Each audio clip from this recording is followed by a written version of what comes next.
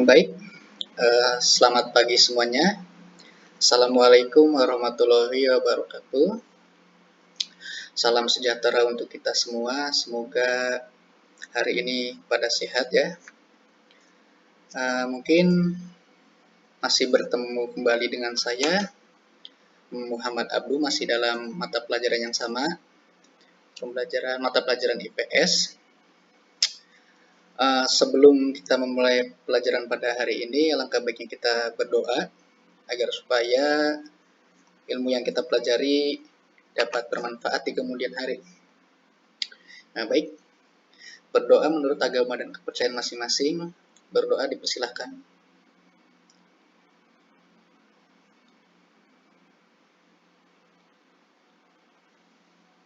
Selesai. Baik, sebelumnya izinkan saya untuk mengabsen kelas ini ya. Siapa tahu ada yang tidak hadir gitu. Apakah di kelas ini ada yang tidak hadir? Oke, baik. Saya rasa hadir semua. Cukup antusias dalam belajar pada pagi hari ini ya. Oke. Pada pagi hari ini kita akan membahas mengenai geografis ya. Negara-negara ASEAN. Sebelumnya, adik-adik di sini sudah ada yang mengerti belum mengenai ASEAN? Apakah itu yang dimaksud dengan ASEAN? Nah, ya, benar sekali. ASEAN itu merupakan singkatan dari Association of Southeast Asian Nation. Jika bahasa Indonesianya itu Perhimpunan Bangsa-Bangsa Asia Tenggara. Nah, ASEAN ini berdiri pada tanggal 8 Agustus 1967 di Bangkok, Thailand. ASEAN ini beranggotakan negara-negara di Asia Tenggara. Nah, ASEAN ini didirikan oleh 5 negara, yaitu Indonesia, Malaysia, Filipina, Singapura, dan Thailand. Nah, pada pembentukan itu, ini dia wakil-wakil negara pendiri ASEAN yang tadi saya sebutkan di depan tadi. Yang pertama dari Indonesia ada Bapak Adam Malik, yaitu selaku Menteri Luar Negeri Indonesia pada masa itu. Kemudian ada Tun Abdul Razak, ini merupakan wakil Perdana Menteri Malaysia pada saat itu juga. Ada Sinnat Thambi Rajaratnam, Menteri Luar Negeri Singapura. Kemudian ada Narciso Ramos, Menteri Luar Negeri Filipina. Dan yang terakhir ada Tanat Khoman, Menteri Luar Negeri Thailand. Nah, selain dari pendiri-pendiri tadi, ternyata ASEAN juga memiliki negara atau anggota-anggota negara yang lain. Seperti di sini ada Brunei Darussalam yang bergabung pada tanggal 7 Januari 1984. Kemudian disusul Vietnam, ini jaraknya lumayan jauh, 11 tahun kemudian ya. Ya, 11 tahun ya. Pada 28 Juli 1995. 2 tahun berselang disusul Laos dan Myanmar pada tanggal 23 Juli 1997.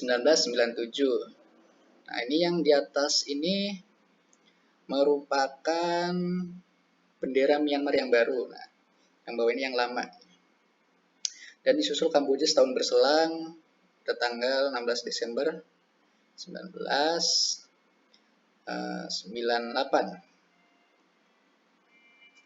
Nah, tadi kita membahas mengenai sejarah ASEAN. Kita langsung saja menuju tentang letak. Di mana sih ASEAN itu berada?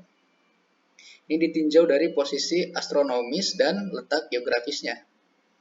Pertama, kita lihat dari posisi astronomis, terletak berdasarkan garis lintang dan garis bujur. Nah, apa yang dimaksud dengan garis lintang? Nah, garis lintang merupakan garis yang sejajar dengan ekuator. Ekuator itu khatulistiwa ya, yang melingkari permukaan bumi secara mendatar. Yang ini berarti nih, ini yang biru, yang garis mendatar nih ya, yang ke samping ya.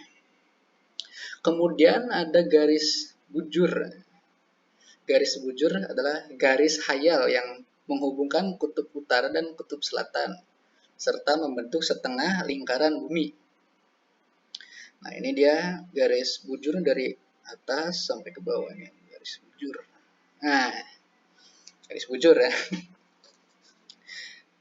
Berdasarkan garis lintang dan bujur tadi, nah, jadi Asia Tenggara itu berada pada posisi 28 derajat lintang utara sampai 11 derajat lintang selatan dan 93 derajat bujur timur sampai 141 bujur timur. Nah, kawasan Asia ini kan dilewati garis ekuator dan garis balik utara tadi, sehingga pada posisi ini dapat mempengaruhi iklim dan kegiatan ekonomi penduduk. Ya.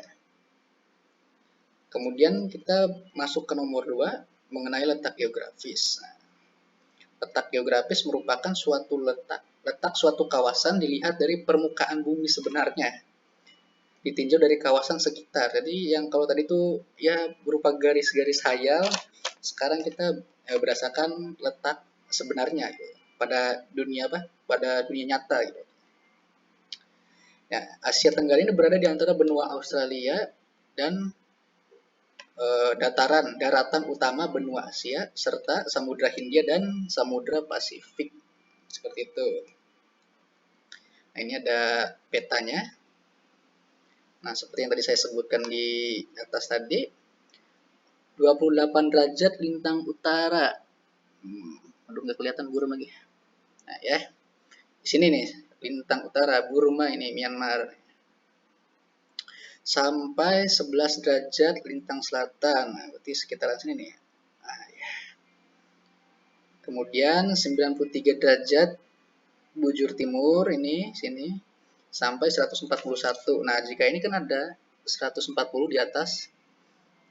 Nah, ini lebih sedikit berarti benar 141 derajat bujur timur jika dilihat dari astronomis. Nah, jika kita lihat dari letak geografisnya yang berada di antara dua samudra, yakni Samudra Pasifik yang ada di ini, dan kemudian ada Samudra Hindia dan juga antara benua Australia serta daratan Asia Utama atau mainland, seperti itu ya. Kemudian lanjut kepada kondisi alam negara-negara ASEAN. Asia Tenggara memiliki wilayah seluas 5 juta kilometer persegi yang terletak di tenggara benua Asia. Nah, kawasan Asia Tenggara ini terdiri dari daratan utama yang saya jelaskan tadi, yang mainland tadi, yang ada Cinanya itu, dan pulau-pulau yang berdekatan. Tadi yang pulau-pulau berdekatan itu seperti Kepulauan Indonesia dan Kepulauan Filipina, serta daratan utamanya berbentuk semenanjung yang dikenal dengan Indochina. Bentang alam yang umum tampak di kawasan Asia Tenggara adalah pegunungan, perbukitan, dataran tinggi, dan dataran rendah. Di sini ada persebaran dataran tinggi di ASEAN. Dataran tinggi atau yang biasa disebut dengan plateau atau plato yang merupakan dataran yang terletak pada ketinggian di atas 700 meter dari permukaan air laut. Nah, di sini bisa dilihat di samping ada peta. Ini merupakan peta persebaran dataran tinggi di ASEAN. Dimulai di nomor 1. Nah, jadi dataran tinggi itu yang warna abu-abu ini. Yang warna abu-abu. Nah, yang ini. Ke sini Indochina, Thailand, Semenanjung Malaya, ke Sumatera, Jawa, Kalimantan, dan Kepulauan Filipina seperti itu. Yang nomor 1 ada Pegunungan Nyoman. Nomor 2 Bukit Naga, Bukit Patkai. Nah, Patkai temannya Sun Gokong. Sampai ke bawah, nomor 22 ini ada dataran tinggi Aceh, dataran tinggi Batak, dataran tinggi Minangkabau, Bukit Barisan, ini Parahyangan, Priangan, Dieng, dan seterusnya sampai ke Filipina. Nomor 34 ini, Pegunungan Diwata. Nah, tadi kita membahas mengenai dataran tinggi. Di sini ada persebaran gunung. Lantas apa yang membedakan antara dataran tinggi dan gunung? Gunung dan dataran tinggi ini bisa kita lihat dari perbedaannya. Kalau gunung itu lebih menjulang tinggi ke atas, lansip. Jika dataran tinggi itu datarnya tinggi, cuman rata, di atas itu rata, jadi memanjang itu ratanya. Kalau gunung kan lansip, menjulang ke tinggi. Kalau dataran tinggi itu tersusun datar itu, luas, sangat luas. Kalau gunung menjulang ke atas. Kurang lebih seperti itu. Nah, ini merupakan peta persebaran gunung di Asia Tenggara atau ASEAN ya. Kawasan Asia Tenggara dilalui oleh 2 sirkum. Sirkum itu kata lain jalur atau rangkaian gunung api, yaitu sirkum Pasifik dan Mediterranean. Kedua sirkum ini dipengaruhi oleh pergerakan lempeng tektonik. Nah, lempeng tektonik ini merupakan bagian kerak bumi yang di bawahnya itu disokong oleh magma. Jadi itu tuh sewaktu-waktu bisa bergerak, makanya ada yang namanya gempa tektonik. Nah, itu merupakan salah satu aktivitas yang dipengaruhi oleh magma tadi. Kemudian di samping ini kita ada peta mengenai persebaran atau sirkum Pasifik maupun Mediterranean tadi ya. Nah, sirkum Mediterranean ini bisa dilihat, ini yang garis hitam sini Myanmar, ini Maladewa ya Pak? Benar ya Maladewa ya kalau nggak salah? Bukan. Ini Sumatera, Jawa, Kepulauan Nusa Tenggara sampai sini. Apa sih yang dimaksud dengan sirkum Mediterranean? Nah, mungkin kebanyakan bertanya seperti itu. Nah, sirkum Mediterranean ini sebenarnya merupakan suatu jalur pegunungan yang berasal dari pegunungan Alpen yang ada di Eropa, kemudian turun ke daerah Turki, kemudian ke Himalaya sampai ASEAN. Nah, ASEAN ini dimulai dari sini ke Sumatera, Jawa, dan Kepulauan Nusa Tenggara. Nah, sampai sini. Kemudian ini ada sirkum Pasifik. Sama seperti tadi, bedanya kalau sirkum Pasifik itu dimulai dari pegunungan Andes yang ada di benua Amerika. Kemudian nanti ke utara ke pegunungan Rocky. Kemudian nanti ke Jepang dari atas sini Jepang turun sini ke Kepulauan Filipina, ke Papua sini sampai ke Selandia Baru. Kemudian ada persebaran sungai di ASEAN. Berikut ini merupakan peta ya, yang di samping ini peta persebaran sungai-sungai yang ada di Asia Tenggara. Ini ada Sungai Irrawaddy di Myanmar ini. Sampai di Indonesia juga ada ini nomor 10 ya, Sungai Batanghari, Sungai Musi. Ini nomor 15 ada sungai. Ini nomor 5. Oh, ini berapa ini? Oh, ini 17 Sungai Brantas. Oh, ini 16 Bengawan Solo ya. Ini persebaran sungai.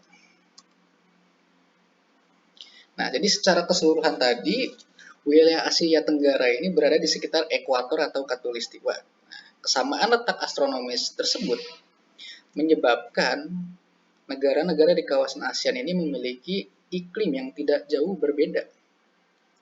Seperti di sini ada daerah di sekitar garis ekuator, ya, Pulau Kalimantan, Sulawesi, Sumatera, yang ada di Indonesia, dan Malaysia, Brunei, memiliki iklim ekuator, yaitu iklim tropis dengan curah hujan tinggi. Musim hujan dan kemarau berganti setiap setengah tahun sekali. Ya, jadi oleh karena itu kawasan ini disebut dengan kawasan hutan hujan tropis. Kemudian ada wilayah-wilayah di atas atau di bagian bawah garis khatulistiwa atau ekuator tadi, seperti Filipina Utara, Thailand, Kamboja, Laos, Vietnam, Myanmar. Kalau di Indonesia ada Pulau Jawa, Sumba, Flores, dan sebagainya, serta Timor Leste. Mengalami iklim musim tropika ya. Di wilayah tersebut banyak ditemui hutan musim dan sabana, mirip Afrika ya. Kemudian ada daerah-daerah pegunungan memiliki iklim pegunungan. Nah, kawasan ini mendapat hujan orografis.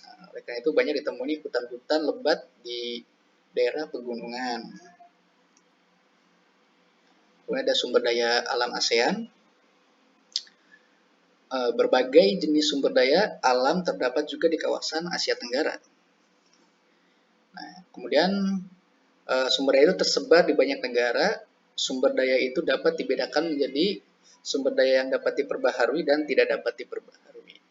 Jadi jika tidak dapat diperbaharui itu suatu saat nanti akan habis ya. Yang pertama di sini ada hutan. Lebih dari 50% Asia Tenggara itu ditumbuhi dengan hutan. Nah, di Asia Tenggara ini ada beberapa jenis hutan. Yang pertama ini ada hutan hujan tropis tadi yang di kawasan Khatulistiwa, yang ada di Kalimantan dan Sumatera tadi saya sebutkan. Jadi ciri hutan tropis itu karena di Khatulistiwa itu subur, sinar matahari cukup, jadi daunnya itu hijau ya, hijau.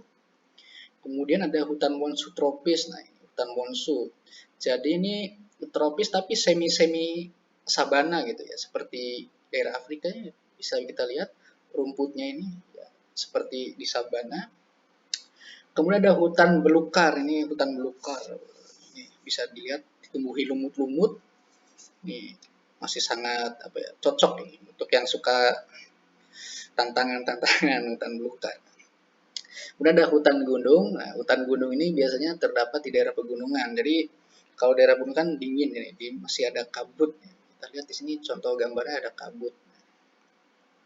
Kemudian hutan pantai, hutan yang dekat dengan bibir pantai. Kemudian hutan rawa. Nah, hutan rawa ini di bawahnya tuh berair ya, berair.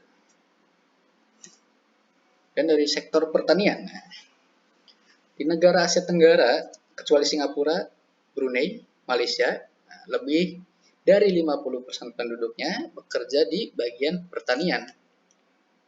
Nah, padi ditanam di seluruh negara di Asia Tenggara, kecuali Singapura.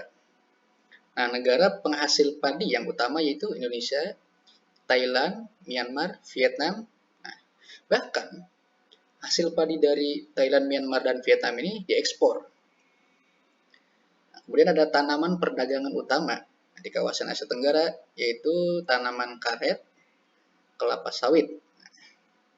Asia Tenggara memasok lebih dari 70% kebutuhan kelapa sawit dunia. Kelapa sawit banyak ditanam di daerah semenanjung Malaysia dan Sabah nih, dan juga Kalimantan dan Sumatera. Tanaman perdagangan yang lain, jadi selain tanaman utama yang tadi, ada juga tanaman lain seperti tebu, kelapa abaka, dan jute. Kawasan Asia Tenggara menghasilkan sekitar 80% gula dunia. Negara Filipina merupakan penghasil gula terbesar di Asia Tenggara, dan daerah utamanya itu di dataran tengah Luzon dan kepulauan Visayan. Filipina merupakan penghasil terbesar kelapa di Asia Tenggara. Sama juga dihasilkan dari kepulauan Visayan dan juga di bagian pantai barat Sumatera, Indonesia. Cebu menjadi pusat pengumpulan dan pemrosesan kopra, kelapa kering. kopra. Nah, ini ada beberapa contoh hasil ya, gambarnya. Yang pertama ada padi. Ini padi sudah banyak diketahui ya, tidak perlu saya jelaskan. Padi merupakan bahan pokok makanan di Asia Tenggara khususnya. Jadi kalau orang Asia Tenggara nggak makan nggak makan beras dari padi itu belum makan nampaknya. Yang kedua ada pohon karet. Pohon karet ini dimanfaatkan getahnya ini. Kita melukai, menggores, menyilet, mengupas batang kulit dari karet ini yang selanjutnya getahnya itu akan menetes dan jatuh ke wadah penampungan. Dan ada pohon sawit. Nah, pohon sawit ini biasanya digunakan sebagai minyak sayur, mentega, dan juga sebagainya. Dan ada tebu, dimanfaatkan untuk membuat gula pasir. Ada pohon kelapa. Nah, pohon kelapa ini sangat berguna ya, dapat banyak kegunaannya. Dari batangnya bisa dibuat bahan bangunan rumah. Buahnya kita bisa manfaatkan untuk membuat kopra tadi, airnya bisa kita minum, daunnya bisa kita buat atap. Kemudian dan tulang-tulang daun itu bisa buat sapu lidi gitu ya. Dan ada abaka. Abaka ini sejenis seperti pohon pisang. Ini dimanfaatkan serat-seratnya diambil untuk saja dibuat seperti pakaian atau kain-kain, ditenun atau disulam ya, tenun itu kalau nggak salah. Kemudian ada jute, molokia atau bayam Mesir. Nah, jute ini seratnya ini bisa dibuat untuk seperti tambang atau karung-karung karung-karung seperti yang coklat-coklat itu. Kemudian ada kenapa ini disebut dengan bayam Mesir? Nah, di Mesir sendiri jute ini malah dibuat sebagai makanan atau sup, suatu hidangan. Ada kopra yang merupakan hasil dari kopra itu hasil dari pohon kelapa tadi ya, yang diolah dan itu jadi minyak kelapa. Next. Oke. Ada bahan tambang. Selain menghasilkan bidang hutan dan pertanian, juga di kawasan Asia Tenggara menghasilkan berbagai macam bahan tambang. Bahan tambang ini dapat kita bedakan menjadi jenis logam, non-logam, dan bahan bakar. Yang pertama ini ada biji timah. Nah, biji timah ini kita dapat temukan di Pulau Bangka dan Singkep, Indonesia. Nah, ini merupakan penghasil timah terbesar di dunia. Ada di Malaysia, Thailand, Myanmar. Timah ini biasa digunakan sebagai bahan produksi kaca. Bahkan penyambung solder. Nah, jika ini teman-teman cowok biasanya yang suka iseng-iseng mainan alat elektronik bisa buat nyolder. Kemudian ada biji besi ya. Bisa kita jumpai di Myanmar, Thailand, Filipina. Namanya saja biji besi. Jadi ini digunakan untuk bahan dasar besi atau kawat, dan juga bisa untuk membuat baja lunak. Ada bauksit. Nah, ini terdapat di Pulau Bintan, Indonesia, dan Teluk Ramunsa di Malaysia. Ini digunakan sebagai bahan dasar keramik, bahan baku pembuatan besi, bahan tinta fotokopi. Wah, sangat berguna ini, bahan tinta fotokopi. Dan ada emas. Emas ini terdapat di Filipina, Indonesia juga punya di Tambang Pura, Bau di Malaysia.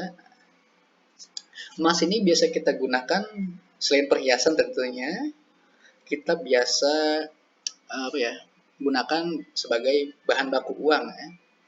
Katanya dulu itu uang koinnya 500 emas itu emas yang kuning itu terbuat dari emas katanya ya. Kemudian juga ada perhiasan tentunya dan juga alat elektronik. Nah, alat elektronik yang dimaksud itu seperti chip di komputer atau laptop dan juga di ponsel. Next ada tembaga. Tembaga terdapat di Tembagapura Indonesia dan di Malaysia dan Filipina. Biasa digunakan untuk pembuatan alat musik, perlengkapan rumah tangga dan bahan perhiasan. Alat musik dari tembaga itu biasanya ini ya, gong kalau nggak salah, gong, gamelan dari tembaga. Perlengkapan rumah tangga seperti gelas itu yang kecil-kecil, yang antik-antik, teko, cere. Kemudian ada nikel ya. Bisa didapatkan di Sarawako, Indonesia, Pulau Mindanao, Filipina. Nikel ini bisa digunakan sebagai bahan stainless steel ya, atau dan juga koin. Kemudian bisa kita jumpai juga di baterai, itu yang kalau baterai kita rusak, kita hancurin, dalamnya itu hitam-hitam, nah itu baterai. Kemudian ada campuran pelapis kerangka kendaraan, biasanya motor juga dikasih nikel. Kalau besi semua itu berat, dan juga berkarat, makanya kita lapisi kerangka kendaraan itu. Kemudian ada kromium di Filipina. Nah, ini sebagai bahan pengawet kayu ya. Jadi agar kayu itu awet, tidak mudah rapuh, tidak mudah dimakan rayap. Ada wolfram, terdapat di dataran tinggi Shan, Myanmar ya, dan juga semenanjung Thailand. Ini bahan dasar kawat pijar. Nah, ini bisa terdapat di lampu-lampu pijar, lampu zaman dulu, lampu pijar. Atau kalau sekarang yang lampu yang putih itu terbuat dari apa, saya kurang tahu. Ada permata, terdapat juga di dataran tinggi Shan, Myanmar, dan Martapura, Indonesia. Nah, seperti yang kita ketahui, permata itu bisa digunakan sebagai bahan perhiasan. Kemudian ada gas alam, terdapat di Sumatera, Kalimantan, dan Natuna, dan di Malaysia juga, Brunei juga, Thailand juga. Nah, biasanya digunakan untuk bahan bakar kayak gas, LPG, gas alam. Dan ada minyak bumi, terdapat di Indonesia nih ya, luas, banyak sekali di Indonesia. Kemudian di Malaysia, Thailand, di Brunei, Miri, di Darussalam, Myanmar, dan Filipina. Minyak bumi ini tentunya kita bisa melihat seperti solar, Pertamax, premium, itu yang berbentuk cair. Kemudian yang agak padat dikit seperti oli, kemudian ada aspal. Nah, itu tuh masih merupakan minyak bumi sebenarnya. Jadi minyak bumi itu bukan hanya yang berupa bensin dan sebagainya, yaitu aspal dan oli itu merupakan proses hasil dari beberapa proses ya. Jadi semakin lama proses, semakin keras, semakin disuling ya kalau nggak salah ya, disuling. Kemudian ada garam batu. Garam batu ini bisa disebut juga garam Himalaya, berada di dataran tinggi Korat, Thailand. Garam batu ini dapat dikonsumsi, dan katanya garam batu ini lebih bagus dibanding garam-garam dapur biasa. Karena kalau garam ini masih alami ya. Kalau garam dapur itu sudah mengalami pemurnian, penetralan, karena dicampur dengan bahan-bahan supaya garam itu bagus, putih, sudah dicampur. Akan tetapi jika sesuatu yang baik itu dikonsumsi secara berlebihan, tentu tidak baik juga. Begitu pula dengan garam batu ini. Kemudian ada batu bara ya, terdapat di Vietnam, juga Kalimantan Timur. Ini kegunaan bahan industri. Oke, sudah selesai. Terima kasih. Ya, sampai sejauh ini saya harap kalian dapat mengerti ya. apa yang saya sampaikan barusan. Jika ada yang kurang jelas atau pertanyaan, silakan yang mau bertanya.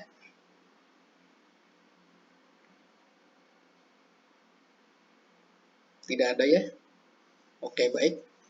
Saya rasa cukup paham. Dan mungkin saya akhiri saja untuk pertemuan pada pagi hari ini. Dan semoga apa yang kita pelajari tadi menjadi manfaat dan juga dapat berguna di kemudian hari. Dan sebelum mengakhiri pelajaran pada hari ini, kita langkah baiknya berdoa terlebih dahulu. Ya, berdoa menurut agama dan kepercayaan masing-masing. Berdoa dipersilakan.